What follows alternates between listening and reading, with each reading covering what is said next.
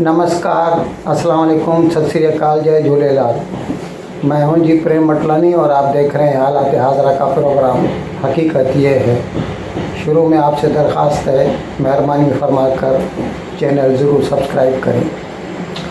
नाज़रीन, अमेरिका ने पाकिस्तान को कई साल पहले F-16 फाइटर जेट बेचे थे और अभी वो पुराने हो चले हैं। तो अभी अमेरिका ने पाकिस्तान को $450 मिलियन की माली मदद की है, इसलिए कि वो जो F-16 तैयारे हैं वो उनको मतलब रिफर्बिश किया जाए। पुराने हो गए हैं, उसके लिए कुछ पुर्जाजात चाहिए, स्पेयर पार्ट्स चाहिए और कुछ की मरम्मत होनी है, तो वो कंपनी बनाती है लॉकहीड मार्टिन। तो इसके लिए अमेरिका ने पाकिस्तान को ये लोन एक्सटेंड किया है $450 मिलियन का। अब ये तो वित्तीय अमर हिंदुस्तान ने इसके ऊपर एतराज़ किया। राजनाथ सिंह उसने अमेरिका से बाकायदा लिखत में ये एतराज़ किया है, एहतजाज अपना रजिस्टर करवाया है और बकौल उसके पाकिस्तान कभी भी जो भी हथियार लेता रहा है अमेरिका से या कहीं से भी, वो सिर्फ़ और सिर्फ हिंदुस्तान के ख़िलाफ़ ही इस्तेमाल करता है। अच्छा, पहले कुछ लोग ये समझ रहे थे कि गुज़िश्ता साल यानी 2021 में जब 15 अगस्त को अमेरिका अफ़गानिस्तान से चला गया तो भाई उसके बाद पाकिस्तान का जो इम्पोर्टेंस है वो जैसे ख़त्म ही हो गया, क्योंकि अभी अमेरिका को अफ़गानिस्तान से कुछ लेना देना नहीं है, इसीलिए उसको पाकिस्तान के अड्डे भी नहीं चाहिए, पाकिस्तान की फ़ज़ाई हुदूद भी नहीं चाहिए। लोग समझ रहे थे, जबकि हकीकत में ऐसा नहीं है। आज भी पाकिस्तान की अहमियत बरकरार है उसकी जोग्राफिकल सिचुएशन की वजह से, क्योंकि अभी अमेरिका ने जब ये F-16 तैयारे की रिफर्बिशिंग के लिए $450 मिलियन पाकिस्तान को एक्सटेंड किए, तो उसने उसके साथ साथ यानी मिनिस्टर ऑफ स्टेट ने, मतलब उसका जो नुमाइंदा है एंटोनी ब्लिंकन का, उसने बयान में ये कहा है कि हमने पाकिस्तान को ये जो एड दी है कि F-16 तैयारे मॉडर्न हो जाएं, उनकी रिपेयरिंग वगैरह हो जाए, पुर्जाजात मिल जाए, स्पेयर पार्ट्स, ताकि सारे के सारे तैयारे काम में आ सकें। तो वो इसीलिए है कि पाकिस्तान हमारा long standing partner against terrorism है, दहशत गर्दी के ख़िलाफ़ वो हमारा पार्टनर है। हम उसकी इस अहमियत को नज़र में रखते हुए उसकी मदद कर रहे हैं। अभी मज़े की बात ये है कि हकीकत ये है कि पाकिस्तान ने जब भी जो भी हथियार वगैरह अमेरिका से लिए हैं, उसने हमेशा हिंदुस्तान के ख़िलाफ़ इस्तेमाल किए हैं। अब आप इसको पुरानी तारीख़ पर नज़र दौड़ाइए। पहले सीटो सेंटो का मेंबर था पाकिस्तान और उसके लिए अमेरिका पाकिस्तान को हथियार देता था। तो जब 65 में पाकिस्तान और हिंदुस्तान की जंग हुई, तो वही हथियार जो उसे दिए गए थे उस वक़्त वो हकीकत में चाइना के ख़िलाफ़ इस्तेमाल करने के लिए दिए गए थे। तो वो हथियार जनाब अयूब ख़ान की सदारत के दौर में पाकिस्तान ने हिंदुस्तान के ख़िलाफ़ इस्तेमाल किए। अच्छा, अभी आइए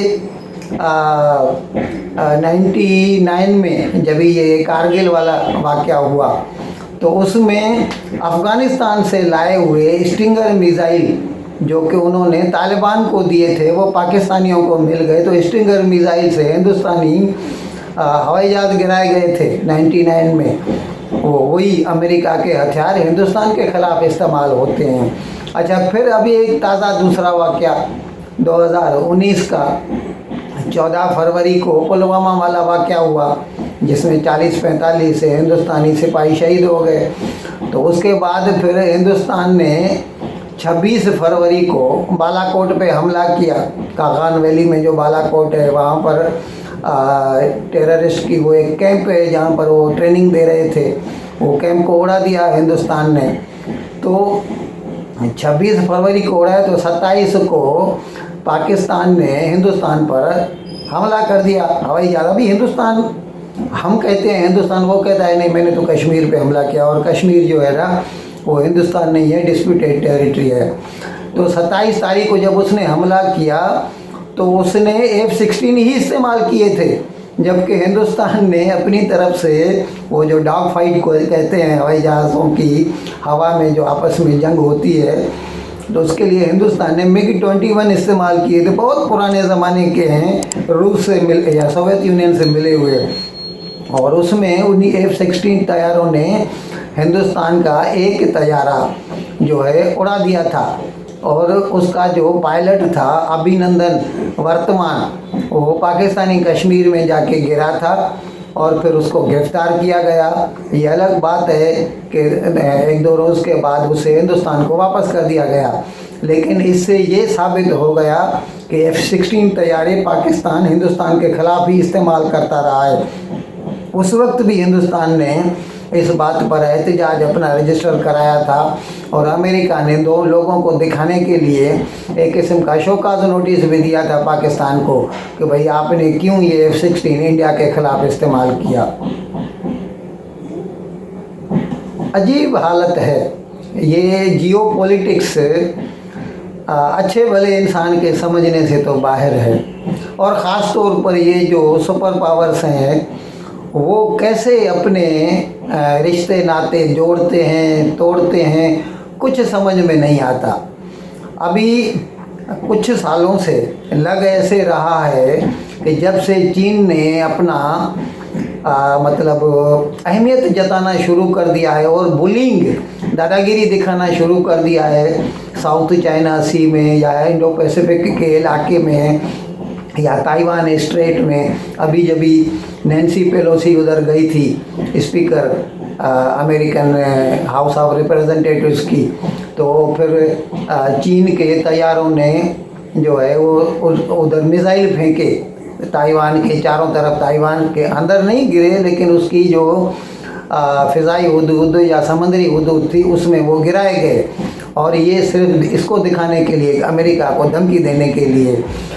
ऐसी हालत में अमेरिका दिखा ऐसे रहा है कि वो हिंदुस्तान से करीब आना चाहता है, और इसके लिए उसने 2 क्वाड बनाए हैं। एक तो क्वाड है अमेरिका, जापान, ऑस्ट्रेलिया, इंडिया, और उनकी मीटिंग्स होती रहती हैं। अब फिर दूसरा जो है अभी बनाया ताज़ा, हमने आपको बताया भी था, I2U2, यानी जिसमें इंडिया, इजराइल, USA, UAE। अभी ताज़ा उसकी ऑनलाइन मीटिंग हुई थी, वो सऊदी अरेबिया आया था, अपने जनाब जो बाइडेन जो सदर हैं अमेरिका के, मोहम्मद बिन सलमान से मिले, फिर वो इजराइल गए थे, और फिर वहाँ पर उन्होंने ऑनलाइन जो है वर्चुअल मीटिंग थी चारों मुल्कों की। बावजूद इसके वो दिखा रहे हैं कि वो हिंदुस्तान के करीब आना चाहते हैं।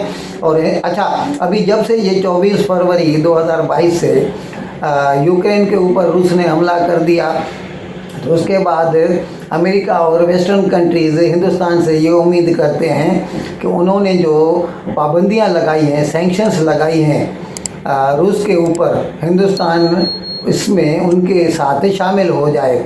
ये अलग बात है कि हिंदुस्तान, अभी ये पूरी दुनिया ऐसे करती है और हिंदुस्तान उसमें अलग नहीं है दूसरों से। हिंदुस्तान सिर्फ अपना मुफाद देखता है। उसको अगर लगता है कि इस वक्त रूस से तेल लेना, गैस लेना या हथियार लेना मेरे मुफाद में है, उसने तो सीधा बोल दिया। एस जयशंकर ने तो यूरोपियन यूनियन को बोल भी दिया था, वो भी हमने एक अपने एपिसोड में बताया था, जिसमें एस जयशंकर ने कहा था कि यूरोप शायद ऐसा समझता है कि जो यूरोप के मसाइल हैं और वो बाकी दुनिया के भी मसाइल हैं, लेकिन बाकी दुनिया के जो मसाइल हैं उनसे यूरोप का कोई वास्ता नहीं। तो इसीलिए मतलब एस जयशंकर ने कह दिया था कि जब यूरोप ख़रीदता है गैस, यूरोप ख़रीदता है तेल, तो फिर हिंदुस्तान क्यों नहीं खरीदेगा। और अगर हमको उसमें डिस्काउंट मिल रहा है तो it is most welcome. Hindustan तो ख़रीद रहा है, अभी उसको तो अभी 7 महीने होने को आ रहे हैं ये जंग को। तो ऐसे में अमेरिका या वेस्टर्न कंट्रीज उम्मीद करते हैं हिंदुस्तान से कि वो उनके साथ शामिल हो जाए और रूस के ख़िलाफ़ एक जॉइंट फ्रंट बनाए, कॉमन फ्रंट बनाए, यूनाइटेड फ्रंट बनाए। और दूसरी तरफ वो अमेरिका पाकिस्तान को फाइनेंशियल मदद कर रहा है, उसके F-16 तैयारियों को कर रहा है, रिफर्बिश कर रहा है, ये दिखाने के लिए। और उसको कह रहा है कि तुम मेरे अभी तक वही दोस्त हो एंटी टेररिज्म जो ऑपरेशंस के लिए, जबकि अभी वो अफ़गानिस्तान में उसका कोई अमल दखल नहीं है। और ज़ाहिर है इस लिहाज से तो पाकिस्तान की कोई ज़रूरत भी नहीं है, लेकिन उसके बावजूद अब इससे फिर हिंदुस्तान को ज़ाहिर है बुरा लगा। तो अभी हिंदुस्तान ने वो जो इंडो पैसिफिक इकोनॉमिक फोरम की मीटिंग होने वाली थी जिसमें हिंदुस्तान को भी दावत दी गई थी, तो हिंदुस्तान ने फ़िलहाल तो उसमें शिरकत करने से इनकार कर दिया है। अभी देखें ऊंट किस करवट बैठता है, ये कुछ रोज़ के बाद पता चल जाएगा क्या हो रहा है जियोपॉलिटिक्स में।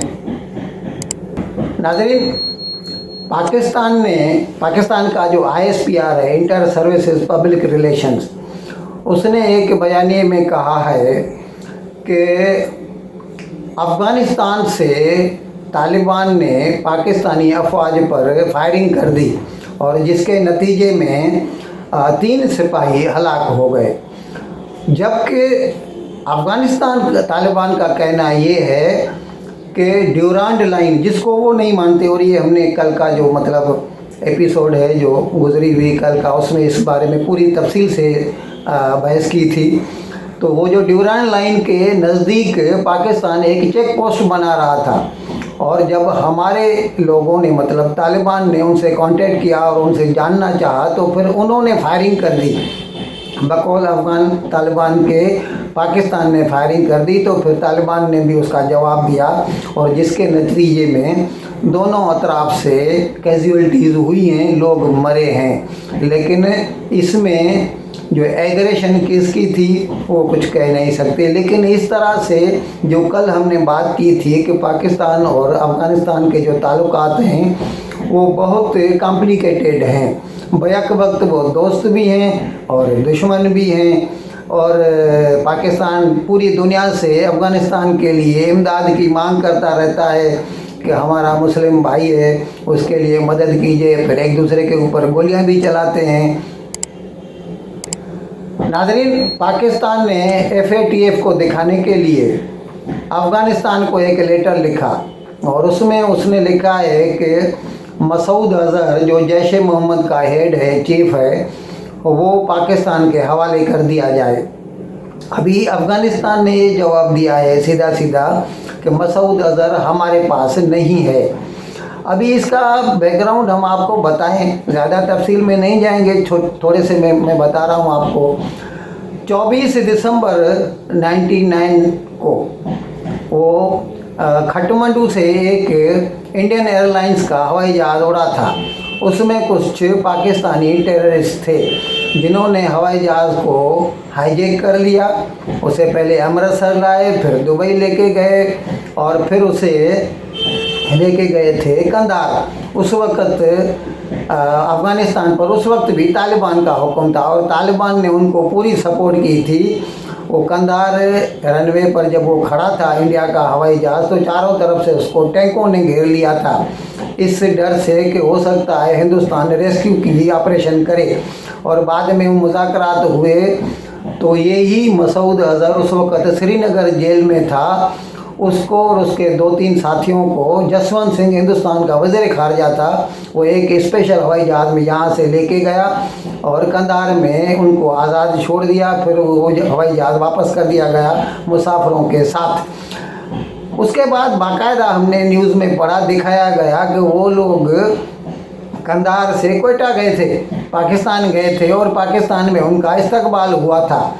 लेकिन अभी FATF को दिखाने के लिए पाकिस्तान जो है ऐसा कर रहा है कि जैसे उसका इन्हें ये जो टेररिस्ट हैं, दहशतगर्द हैं, उनसे कोई वास्ता नहीं है और वो उनके ऊपर नकील कसने के लिए उनको गिरफ़्तार करना चाहता है, जबकि वो ज़ाहिर है उसको पाकिस्तान को सब मालूम है कि मसूद अज़हर कहाँ है, क्या कर रहा है।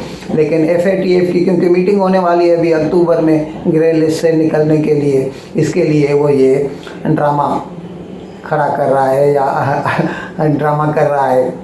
इन अल्फाज के साथ मैं आज का प्रोग्राम ख़त्म करने की आपसे इजाज़त चाहता हूँ, लेकिन विदाई लेने से पहले एक मरतबा फिर आपसे मेरी दरख्वास्त है कि जिस किसी साहब ने अब तक हमारा ये चैनल सब्सक्राइब नहीं किया, बराए मेहरबानी सब ज़रूर सब्सक्राइब करें, जल्द से जल्द सब्सक्राइब करें, प्रोग्राम को लाइक करें, शेयर करें और घंटी का बटन दबाना न भूलें। बहुत बहुत शुक्रिया।